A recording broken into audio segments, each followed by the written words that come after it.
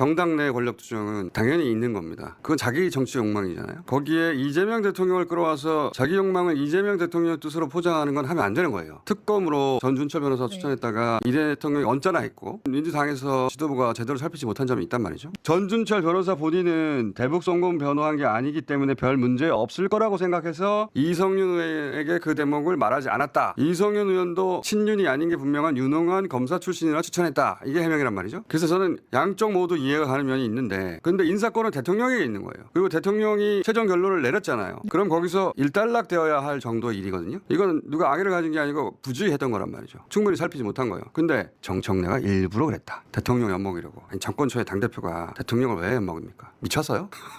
그리고 그렇게 따지면 전 변호사가 본인들은 문제없다고 생각해도 걸러냈어야 하는 건 청와대 민정이 했어야 하는 일입니다. 그건 왜 안 따져요? 그건 따질 필요가 없거든요. 이게 권력 투쟁의 연장이라서 그래요. 대통령의 심리를 자신들 정치적 욕망에 이용해 먹는 거예요. 여기서부터는 반칙이라는 거예요. 그렇게 정치하면 안 되는 겁니다. 자기 욕망을 위해서 대통령의 뜻을 활용하면 안 된다는 얘기는 고스란히 사실은 김어준 씨한테 돌려주고 싶은 얘기예요. 일단 전준철 그 변호사 민주당에서 특검 추천한 것은 그렇게 호들갑 떨 일이 아니다, 별일 아니다라고 하는 원래 입장으로 다시 돌아갔어요. 이게 단순한 사소히 넘어갈 수 있는 사소한 부주의가 아니에요. 그 광장이 지금 민주당을 상대로 엄청난 로비를 하고 있다고 해요. 민주당이 특검으로 추천하게 된 건 이성윤 의원의 개인적인 판단을 넘어서 이것은 법무법인 광장의 로비의 결과물일 가능성이 매우 높습니다. 결국은 이화영 전 부사를 회유 압박해가지고 이재명 죽이기를 위한 허위 진술을 이끌어냈던 그 법무법인 정치 검사들의 로비에 또 한 번 민주당이 농락당한 겁니다. 이게 단순한 부주의예요. 그리고 이 추천 과정을 전부 이성윤, 정청래 단 둘이 한 거잖아요. 독단적으로. 어떤 의원들하고도 상의하지 않고. 이게 별일 아니에요. 이게